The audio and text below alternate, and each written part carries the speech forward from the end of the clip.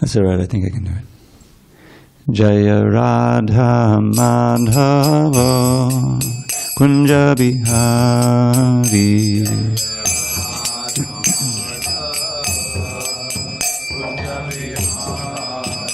Jaya Radha Madhava Kunja Bihari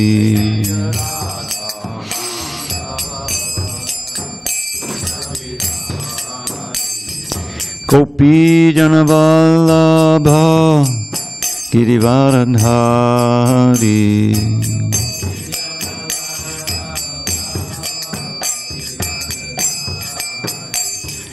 Gopi Janavallabha Girivaradhari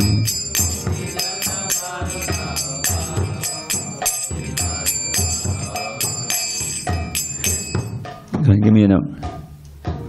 Jaya Radha Madhava Kunja Bihari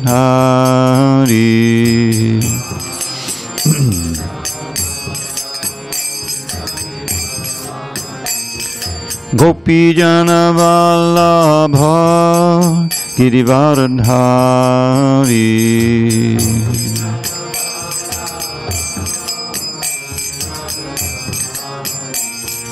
Gopi Janavallabha Girivaradhari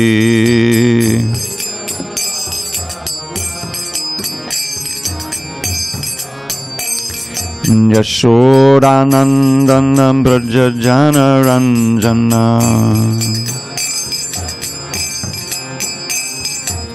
Yashodanandana Brajajana Ranjana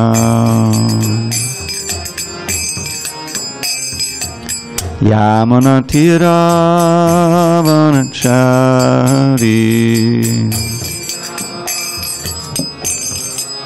Yamuna Tiravanachari Jaya Radha Madhava Kunja Bihari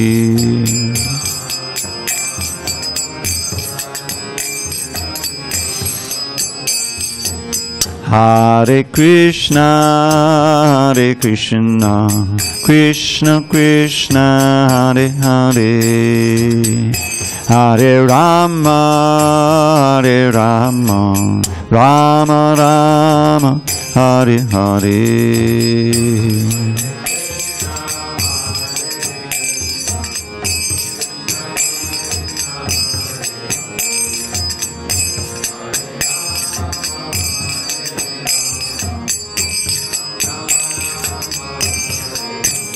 Hare Krishna, Hare Krishna, Krishna Krishna, Hare Hare, Hare Rama, Hare Rama, Rama Rama, Hare Hare.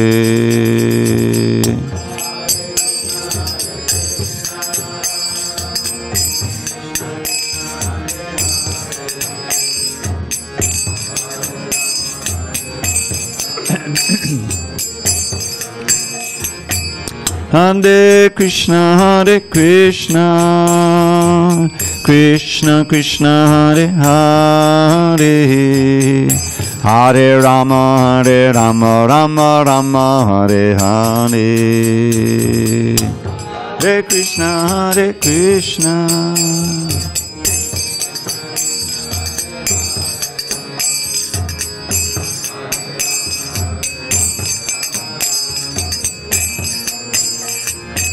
Jaya Radha Madhava Kunja Bihari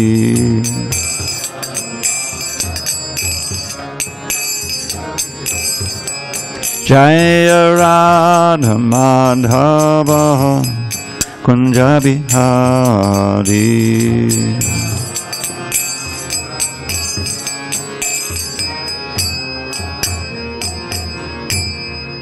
Jai Vishnupada Paramahansa, Parivadikacharya, Ashtottara Shri Srimad Divine Grace, Srila A.C. Bhakti Vedanta Swami Prabhupada Ki Jai.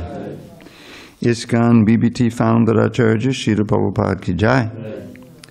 Jayom Vishnupad Paramahansa Parijikacharya Ashtottara Shri Srimad Divine Grace Srila Bhakti Siddhanta Saraswati Thakur ki jai, Ananta Koti Vaishnavinda ki jai, Namacharya Srila Haridas Thakur ki jai, Grantaraj Srimad Bhagavatam ki jai, Samaveta Bhaktabinda ki jai. All glories to the assembled devotees. All glories to the assembled devotees. All glories to the assembled devotees. All glories to Shri Guru and Gauranga. Narayanam Namaskritya Narang Shaiva Narottamam Deving Saraswatim Vyasam Tato Jayamudire.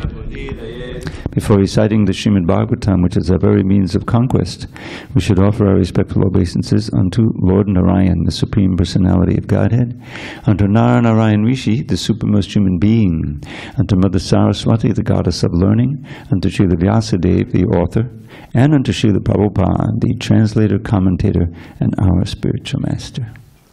Nashta Prayesha Bhadreshu Nityam Bhagavata Sevaya Bhagavat Yuttama Shloke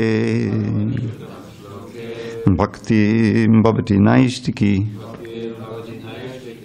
By regular attendance in classes on Srimad Bhagavatam, and by rendering devotional service unto the pure devotee, all that is inauspicious within the heart is destroyed almost to nil, and loving devotion to the Supreme Lord, who is glorified in transcendental songs, is established as an irrevocable fact. Om Namo Bhagavate Vasudevaya. Om Namo Bhagavate Vasudevaya. Om Namo Bhagavate Vasudevaya.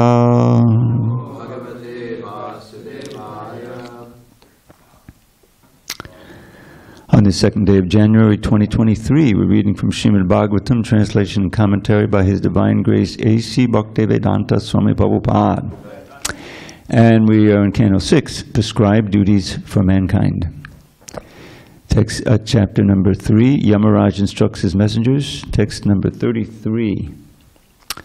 Yasyangri Padma Madhulin Napunar Visrishta Maya Guneshu Ramate Vijinabheshu Anyas Tukama Hata Atmaraja Pramashtum Iheta Karma Yata Eva Rajaha Punaha Syat Krishnangri Padma Madhulin Puna Visrishta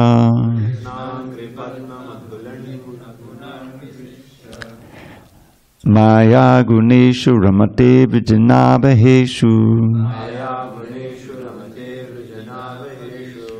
Anyastu Kama Hata Atma Rajak Pramashtam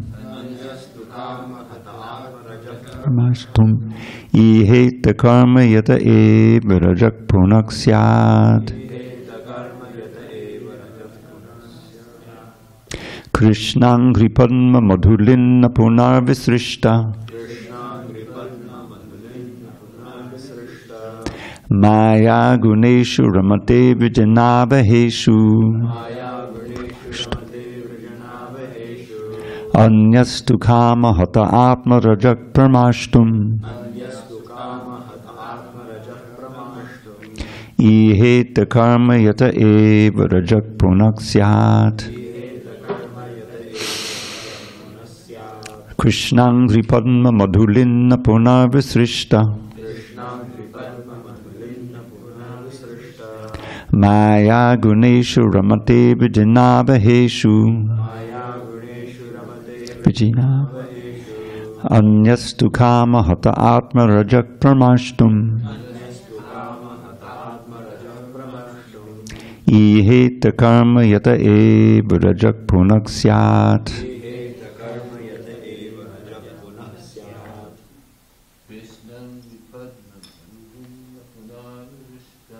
Krishnang Ripadma Madhulinna Punarvisrishta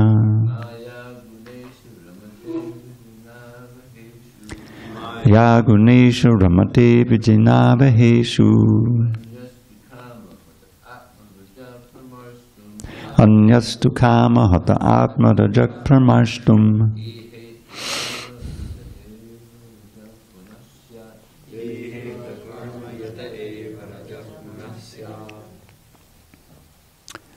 Go ahead. Krishnang Ripadma Madhulinna Punarvisrishta Krishnang Ripadma Madhulinna Punarvisrishta Maya Guneshu Ramate Vrijanavaheshu Anyastu Kama Hata Atma Rajak Pramashtum Stukama Hata Atma Rajak Pramashtum. Iheta Karma Yata Eva Rajak Punah Syat. Go ahead, man. Krishnang Ripadma Madhulinna Punarvisrishta Guneshu Ramate Vijinavaheshu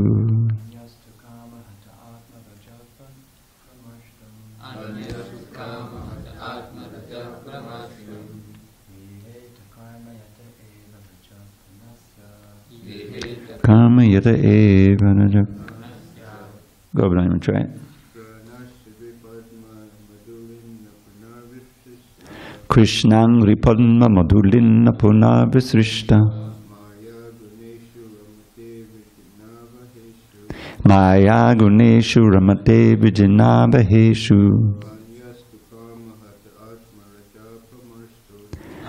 Tukama Hata Atma Rajak Pramashtum. Het Karma Yata Eva Rajak. Ladies?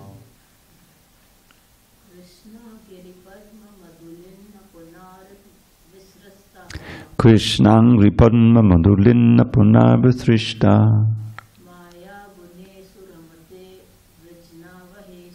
Maya Guneshu Ramate Vijinavaheshu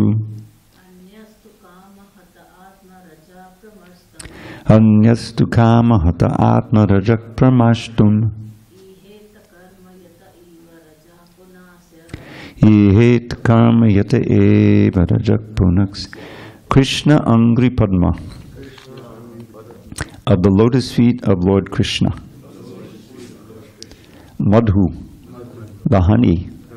Lit, one who licks. Na, not. Punaha, again. Visrishta, excuse me, already renounced. Maya Guneshu, in the material modes of nature. Ramate, desires to enjoy. Vijana Abhaheshu, which brings distress. Anyaha, another. Tu, however. Kamahataha, being enchanted by lust. Atma Rajaha, the sinful infection of the heart. Pramashtum, to cleanse. Iheta, may perform. Karma, activities. Yataha, after which. Eva, indeed. Rajaha, the sinful activity. Punaha, again. Syat, appears. Translation: devotees who always lick the honey from the lotus feet of Lord Krishna do not care at all for material activities, which are performed under the three modes of material nature and which bring only misery. Indeed, devotees never give up the lotus feet of Krishna to return to material activities. Others, however, who are addicted to Vedic rituals because they have neglected the service of the Lord's lotus feet and are enchanted by lusty desires, sometimes perform acts of atonement. Nevertheless, being incompletely purified, they return to sinful activities again and again. Purport. A devotee's duty is to chant the Hare Krishna mantra. One may sometimes chant with offenses and sometimes without offenses, but if one seriously adopts this process, he will achieve perfection, which cannot be achieved through Vedic ritualistic ceremonies of atonement. Persons who are attached to the Vedic ritualistic ceremonies but do not believe in devotional service, who advise atonement but do not appreciate the chanting of the Lord's holy name, fail to achieve the highest perfection. Devotees, therefore, being completely detached from material enjoyment, never give up Krishna consciousness for Vedic ritualistic ceremonies. Those who are attached to Vedic ritualistic ceremonies because of lusty desires are subjected to the tribulations of material existence again and again. Maharaj Parikshit has compared their activities to Kundara Shaucha, the bathing of an elephant. Om Jnana Timarandrasya Jnanandana Shalakaya Chakshu Unmilitam Mena Tasmai Shri Gurave Namaha. I was born in the darkest of ignorance, but my spiritual master Srila Prabhupada opened my eyes with the torchlight of knowledge. I offer my humble obeisances unto him and to all members of Sri Parampara, the disciplic succession. So, if ever there was a nectar verse in the Bhagavatam, this is one of them. Krishnang vipagna madhu lin, always licking the honey from the lotus feet of Krishna. What does that entail? How can one come to that point? So what this verse very nicely summarizes is that the constant pleasure experienced by those who are very advanced in devotional service, who have come to the point of avismriti Krishna padara bindayo, which means never forgetting the lotus feet of Krishna. Avismriti is an interesting word because smriti means to remember, and vismriti means to forget. Avismriti means never to forget. So we did a little editing on this, no problem. This is not Prabhupada's translation. This is in the 12th canto, the end of the 12th canto. And we simply had remembrance of Krishna's lotus feet, which seemed perfectly right. Avismriti means not forgetting, which means remembering. But there's a distinction, because we should never forget that we started out always remembering Krishna, right? We came from the spiritual world. This is Prabhupada's teaching, and we accept it. So somehow or other we came to the point of forgetting Krishna. And that was willful on our part. We turned away from Krishna, and we became absorbed in the material energy, because we had this enjoying spirit. We wanted to try to imitate Krishna. That's the simple. Now, why we would do that, that's another question, but we did it.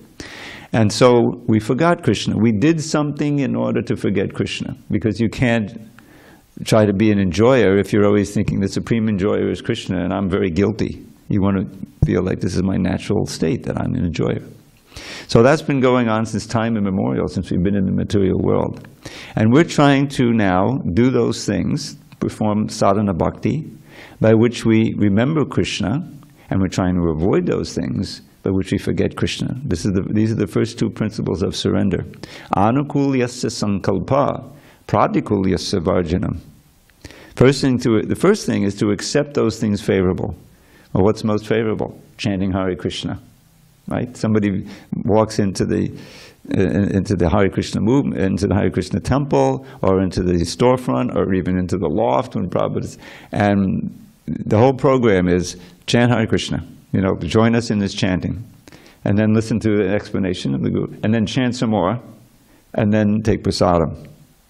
So Prabhupada began the movement on the perfect basis, giving people, even if they don't know why or what they're doing or something, that they're somehow attracted to the music and the beat and the exotic nature, they'll chant, they remember Krishna.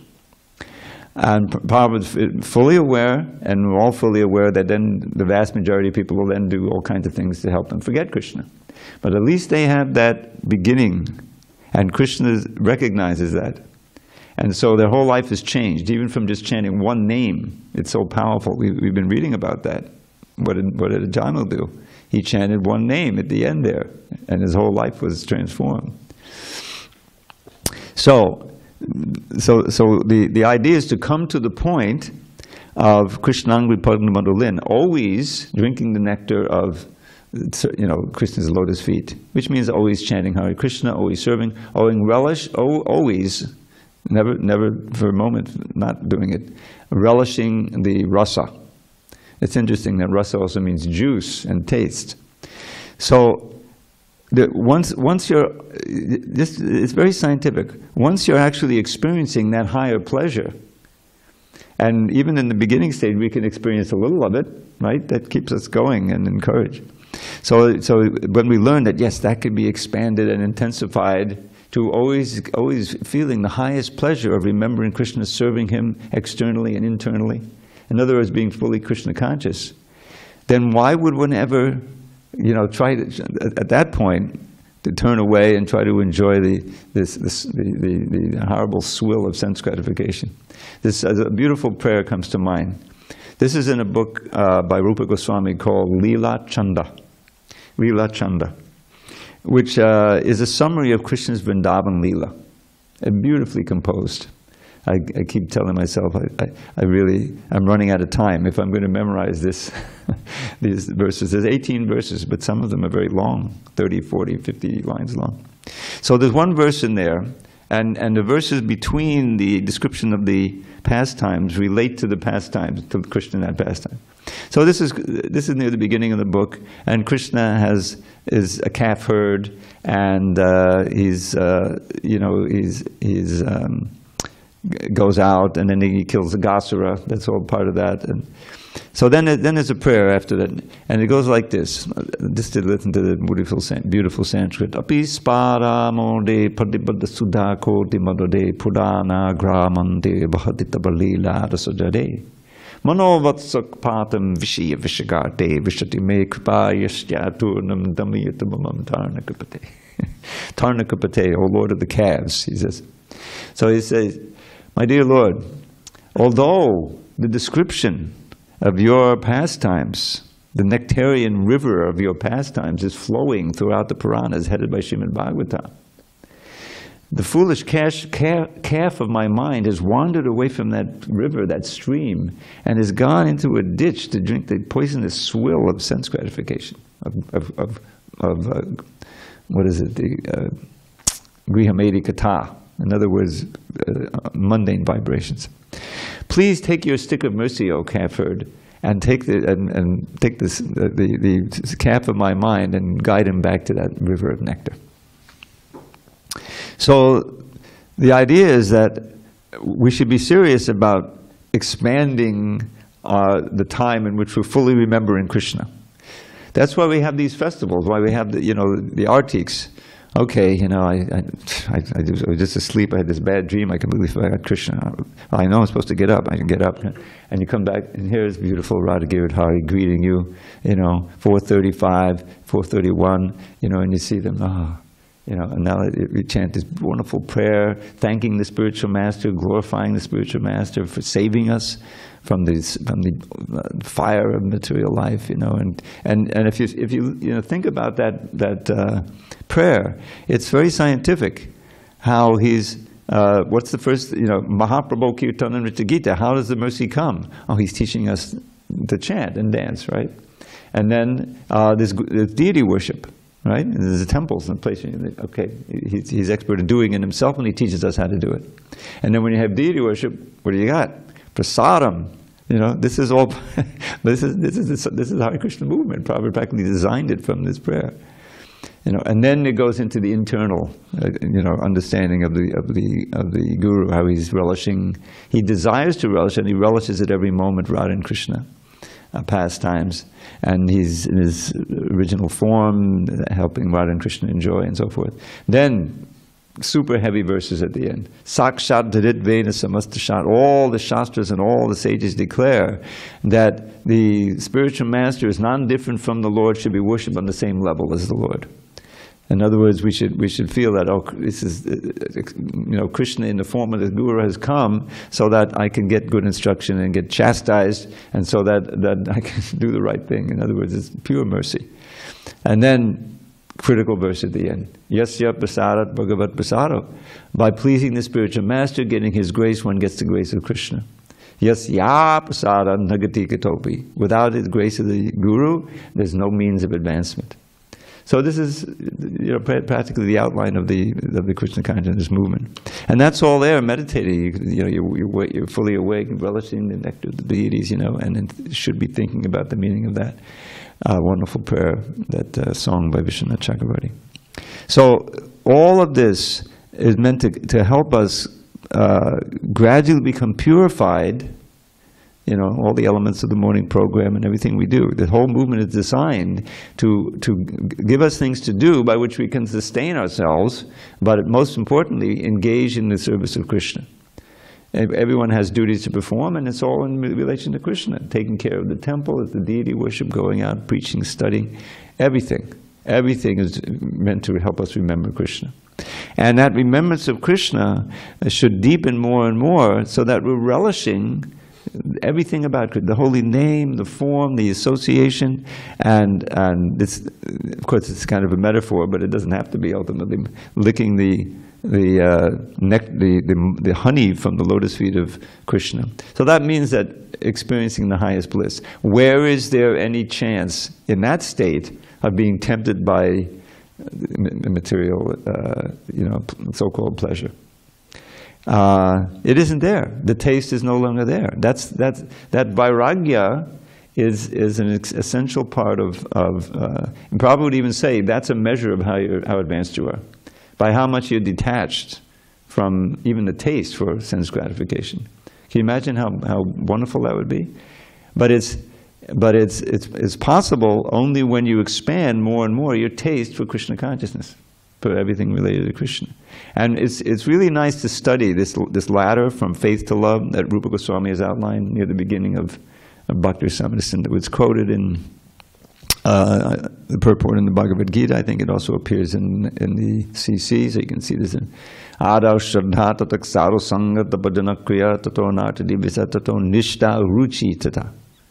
So he's describing there the process of devotional service, a little preliminary faith, which can be as much as interest and respect, Prabhupada says, so that you come into the association of devotees. And now, this book distribution and all of the media by which one can experience Krishna consciousness, you just go on dandabats.com. Yesterday I saw, some of you may not be familiar, Indra Maharaj has this series called Stimulation for Ecstatic Love. If you read the Nectar Devotion, that's one of the titles of the chapters. These are called Udipana. Deepa, we know, is like a lamp, right? It's fire. Udipana means that which lights your lamp. In other words, it stimulates your remembrance of Krishna and your love for Krishna. And there's such things as the flute, Vrindavan Dham is a Udipana, just to go to Vrindavan, the things in Vrindavan, Krishna's blanket, and there's so many ways in which he uses the blanket and the chadar, there's pastimes with each one. And the example Prabhupada gives, on the mundane plane, so we can relate to it, a mother, of course, loves her child. It's the first day of school.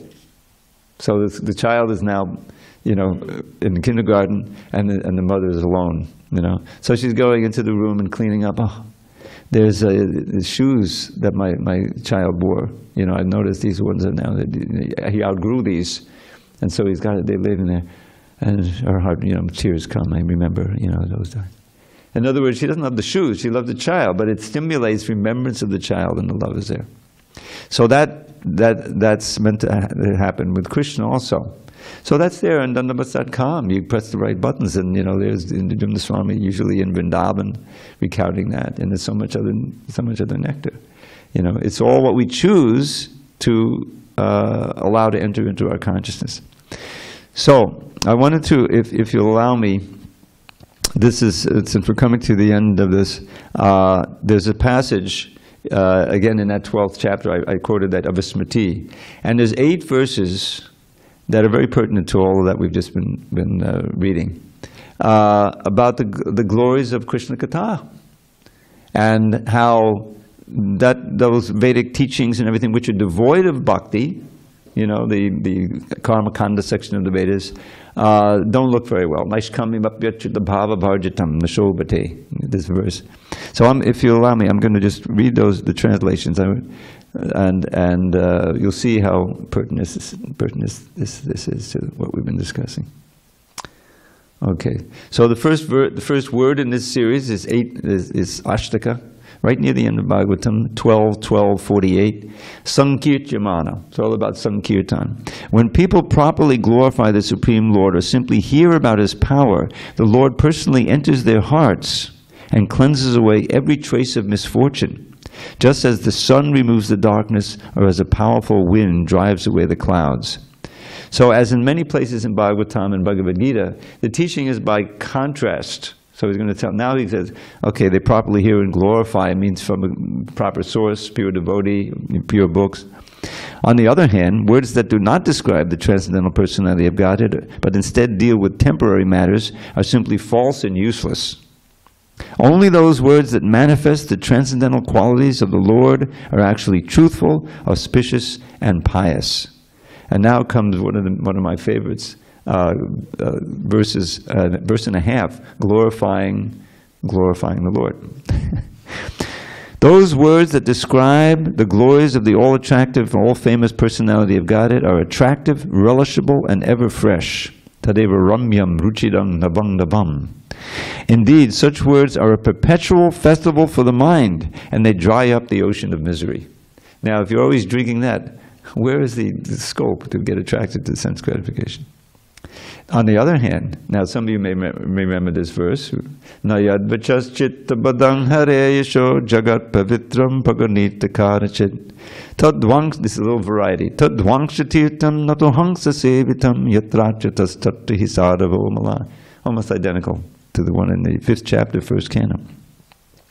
Those words that do not describe, and this is Prabhupada's translation, those words that do not describe the glories of the Lord, who alone can sanctify the atmosphere of the whole universe, are considered to be like unto a place of pilgrimage for crows, and are never resorted to by those situated in transcendental knowledge. The pure and saintly devotees take interest only in topics glorifying the infallible Supreme Lord. There's a slight variation there. And the next verse is exactly that one that we know, Tadbhag Visarga. On the other hand, that literature which is full of descriptions of the transcendental glories of the name, fame, form, pastimes, and so on of the Lord, is a different creation, full of transcendental words directed toward bringing about a revolution in the impious lives of this world's misdirected civilization. Such transcendental literatures, even though imperfectly composed, are heard, sung, and accepted by purified men who are thoroughly honest. Now, one little note on this verse. This is a very important verse, because try to just visualize Prabhupada's position there now. He's in Radha Damodar, and he's contemplating that mission that his spiritual master gave him. He's writing. He's been publishing the BTG. He did the Easy Journey book, you know. But now he's undertaking this incredible task of translating the entire 18,000 verse Bhagavatam. And this would give him ammunition so that he can go to the West. But he knows, as he says in the book itself, his English is not perfect, you know. But this verse encouraged him, because it says, even if imperfectly composed, it has potency and is accepted by those who are honest, when it is presented purely, which of course he was going to do. So he chose this verse, put it in the preface. A preface is part of a book that tells you how the book came about, and why he's publishing the book. And you read there that, you know, this, even though imperfectly composed, okay, it might not be the right, but I still have to do it anyway, it'll still have potency. And Krishna gave him so much facility when he came to America. Who does he meet on the street? Hayagriva, an English professor, you know, who can then be his first editor, and put it, you know, nicely like that. So this is the contrast. Even that literature that's very, very nicely composed but doesn't deal with Krishna is a pilgrimage for crows. But that literature, which may not be in every verse may be imperfectly composed, is accepted and heard and chanted, but is presented purely about Krishna. Then there's a verse about the personalists. Knowledge of self-realization, even though free from all material affinity, doesn't look well if devoid of a conception of the infallible God. What then is the use of even the most properly performed fruitive activities, which are naturally painful from the very beginning and transient by nature, if they're not utilized for the devotional service of the Lord?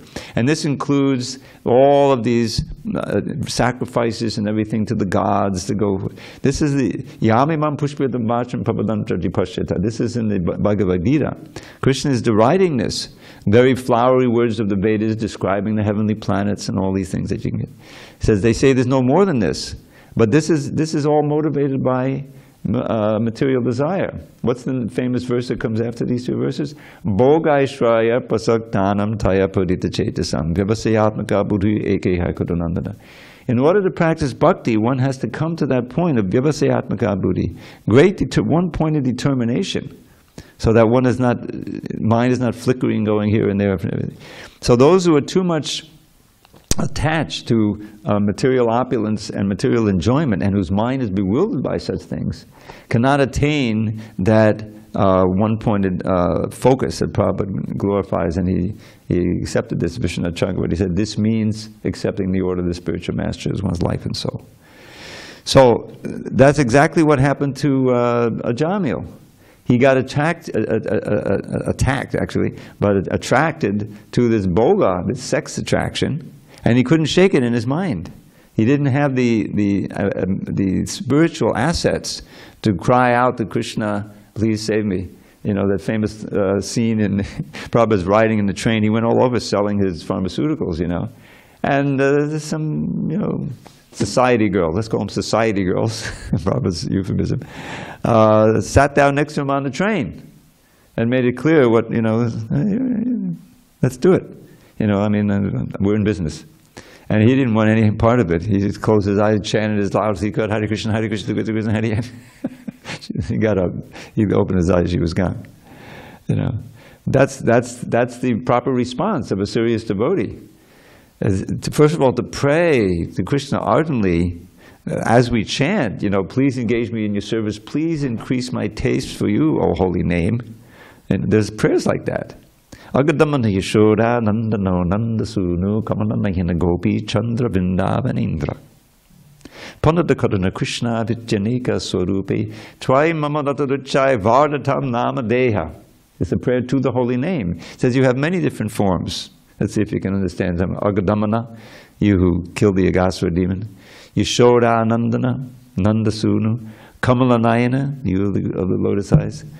Gopi Chandra, the moon that causes the chakora birds of the gopi's eyes to blossom. Gopi Chandra.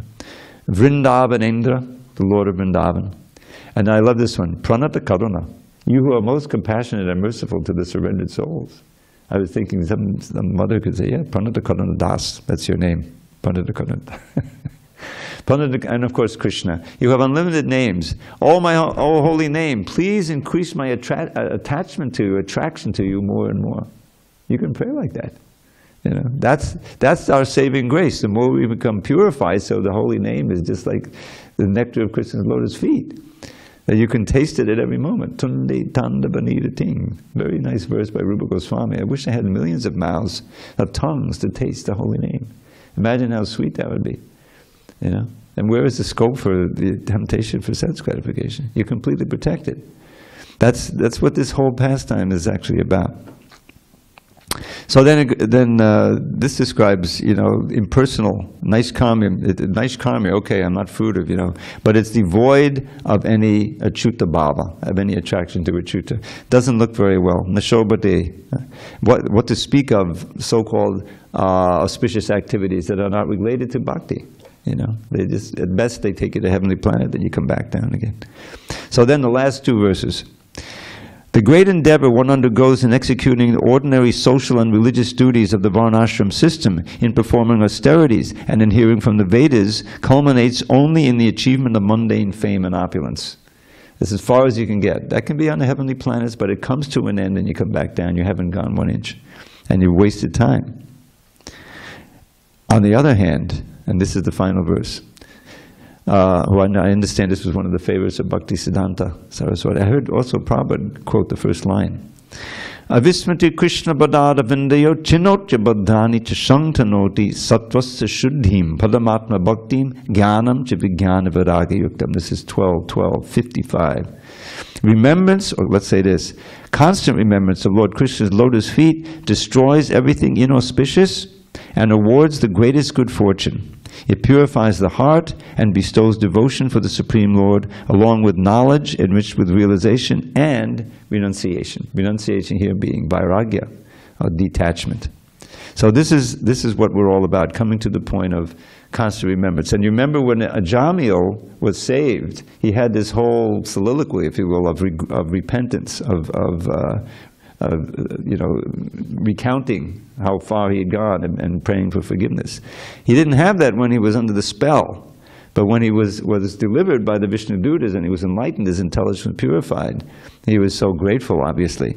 But at the same time, he was very sorry that he deviated. He left his parents and his wife and everything. So he was very determined not to let it happen. As soon as he could, he left. He went to the Himalayas, right, Bhadrag Ashram, and just completed his bhakti, and then he came back and took him back to Godhead. So we should also, as described in the 6 canto verses we read, we should always remember where we came from, how fortunate we are to have been delivered from the greatest danger, which is leaving one's body, lamenting one's not having this sense gratification, this sense gratification. In other words, heading down, or even going to hell through sinful activities. So, having been saved from that, we should be very thankful and strict in our sadhana for the pleasure of the spiritual master, and for reciprocating with Krishna for having saved us through so many ways. And then we can, Krishna will take notice and he will cleanse away. This is at the beginning of this, and it's all over. Cheto Darpana Marjanam, Shinvatam Sakata Krishna. It's a cleansing process. This word rajaha, notice how it appears 3 times in the verse today. It means dust, braj, that's very auspicious. But it also means sin. Anyastukama rajaha, maybe it appears twice. Ihetukama yateva raja. Raja here means sinful activities, the sinful activity. So it's the dirt in the heart that it inspires us or propels us, forces us to act against our own best interest. So that cleansing begins as soon as you chant the first name, Krishna. What to speak of getting serious about regular chanting, taking part in kirtan, and japa, of course, and the other activities. And the verse we had yesterday spoke about recounting the pastimes, right?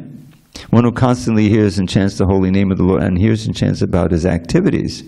Shinvatam, Gunatam, Viryani, his very powerful activities. What's the result? Very easily attain the platform of pure devotional service, which can cleanse the dirt from one's heart. One can achieve purification by observing vows and ritualistic ceremonies. So this is what our program is. If you study Prabhupada's life, and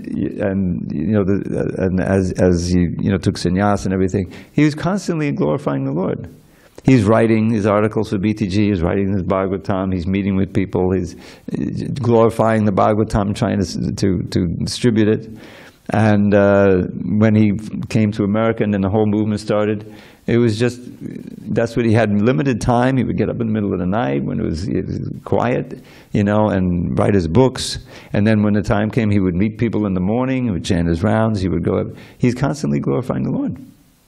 And he's showing us, the example of someone who, so many dangers he underwent, literal threats to his life, the crazy, the Naxalites in India, but it was also the Black Panthers in Golden State Park. That's our territory. There was a big rumble, and so the strategy, he took a long route to come to Prabhupada got on the cart, Subhadra's cart after he didn't see the fight. But it was there. The risk was there. But what was what did Prabhupada answer when someone said, "What what's the main?" I forget the exact question. What's the main difference in your consciousness and ours? Fearlessness, fearless. This is my experience. Which is incredible. To be fearless throughout this world. This whole pandemic has had a tremendous impact where you don't see it so much in people's consciousness and mind. The anxiety. Imagine, it's okay. This scary, invisible, hazard that can kill you, and we have to try to avoid it. And when is it going to end? And is there another one coming out? And what happened to my happy-go-lucky life? People locked at home. The tremendous mental, effect of this thing still going on. So why is that? Because people are in this dream world. They're trying to create this dream world of sense gratification, but it's always being impinged by reality. The rent is due. I mean, and all kinds of things. It's madness, really. And this just added to it. Even when you're trying to enjoy, in the back of your mind, you're thinking, "Oh my God, this person who I'm having this beer with, maybe they're breathing on me, and I'm going to get Omicron." So it's in other words, it's a reality check. It's really what the material world is all about, right? Birth, death, old age, and disease. Yes. So, but devotees know, okay, it's time to be more Krishna conscious, right? Yes, there's danger. We had, people pass away from this a lot. Some famous losses, but some not so famous. So, how fortunate it is, yes, it's a horrible death, but you're surrounded by devotees chanting Hare Krishna, reminding you of Krishna. That's more valuable than billions of dollars. If you're a devotee, a regular devotee, and you have some notice of the end, yes, I was asked to do that, I don't know, at least a half a dozen times over the course of my time here.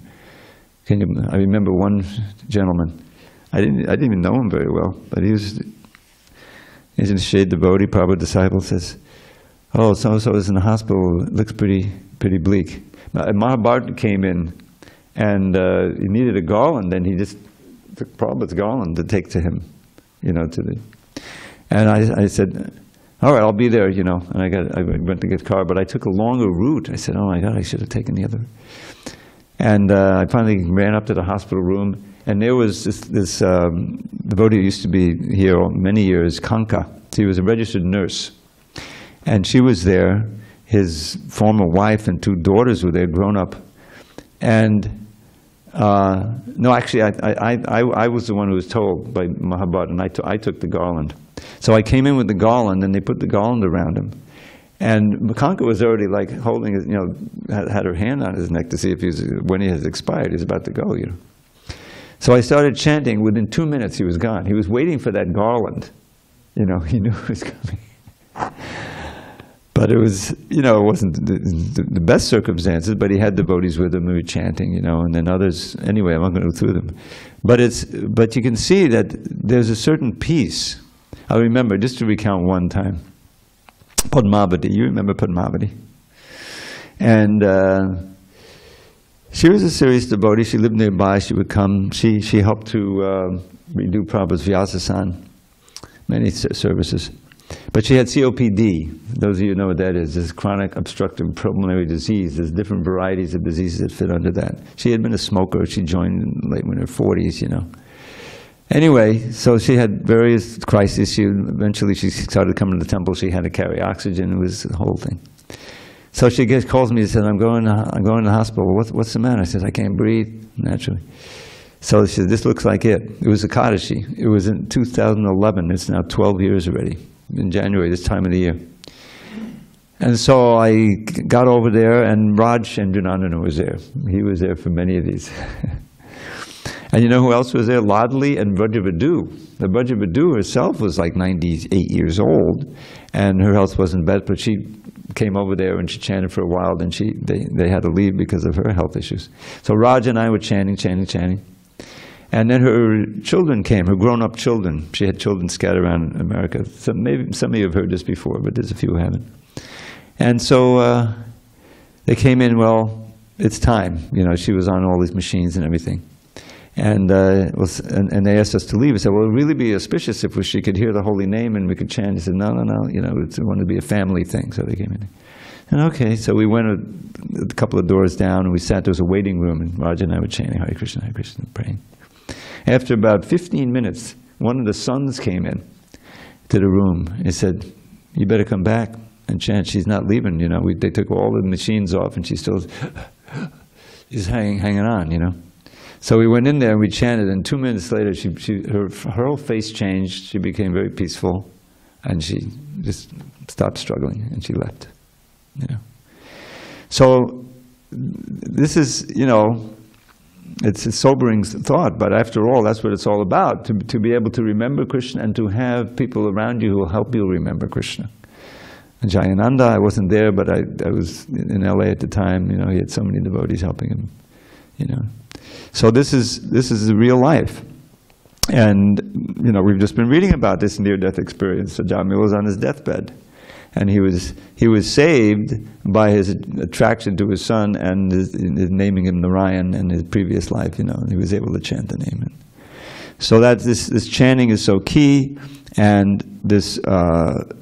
You come to the point where the holy name is so relishable, it's equivalent to tasting the honey of Krishna's lotus feet.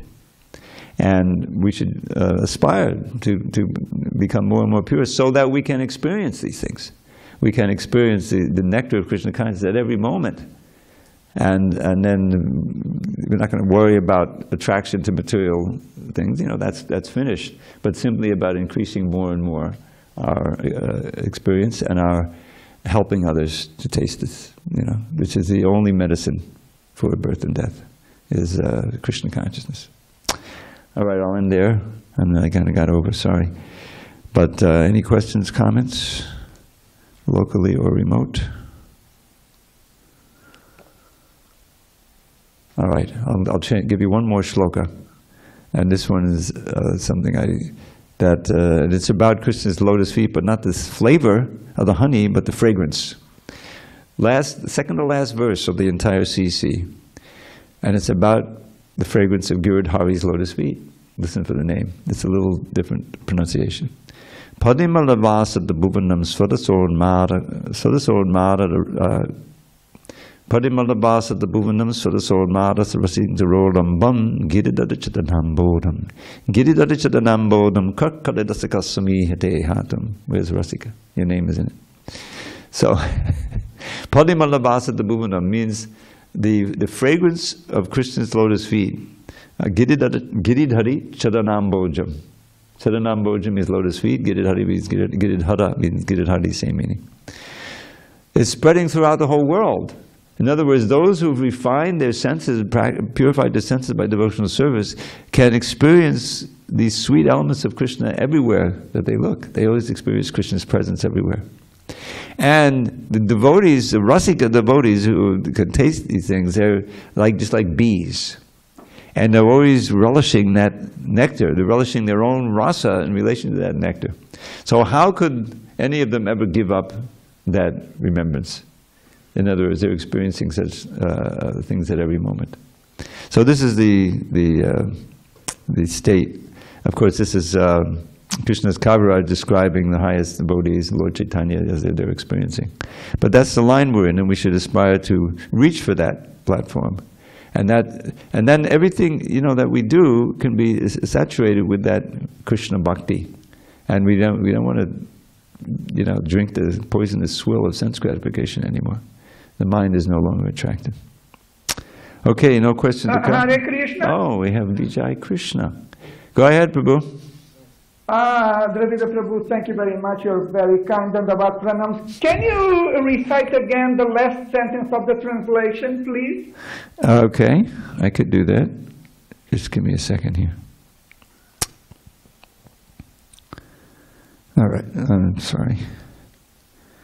The last sentence of the translation? Is that what you said? Yes, please. Okay, it's a long sentence.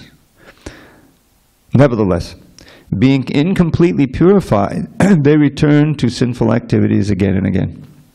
Yes, thank you very much. You're very kind. So based on this quote, my question is, what is the symptom of a living entity who is already completely purified? Well, they're not going to return to sinful activities again and again. The symptom is Yadavadimama Krishna, Yadavadimama Cheta Krishna Padarabinde. This is that famous verse by Yamunacharya.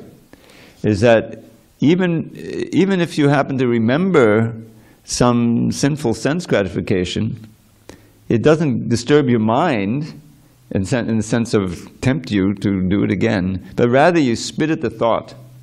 In other words, the taste for sensory gratification has been completely sublimated, and I love that word, back into love of Godhead. If you read the latter part of the 3rd chapter of Bhagavad Gita, it's all about lust, how kama impels you to act against your own best interest sinfully. This is very important. And in those purports, Prabhupada points out that this kama is simply prema that's been adulterated by the modes of nature.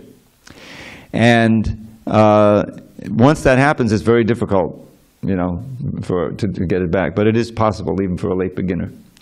And that kama pervades the mind, the senses, and intelligence.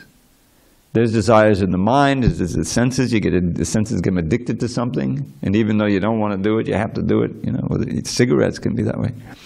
But the symptom of one who's not going to do that is that he's relishing Krishna consciousness at every moment. That's the only way to be completely safe from the allurements of sense gratification.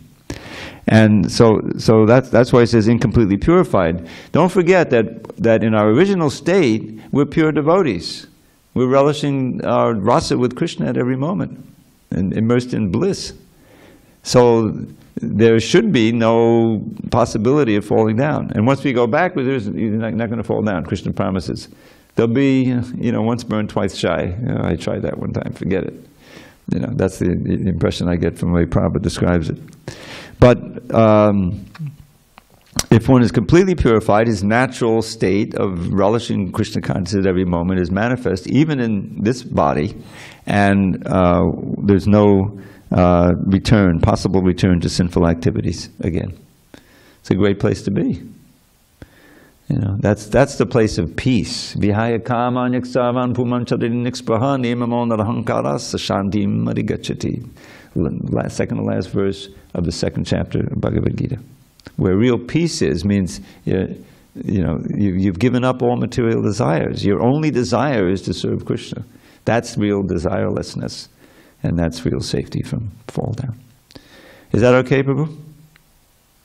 Oh my God, I don't know what to say. Oh, just wonderful, Prabhu. You're just amazing. Thank you very much. Hare Krishna. Don't take that seriously. It's ridiculous. All glory to Srila Prabhupada. Srila Prabhupada ki jai.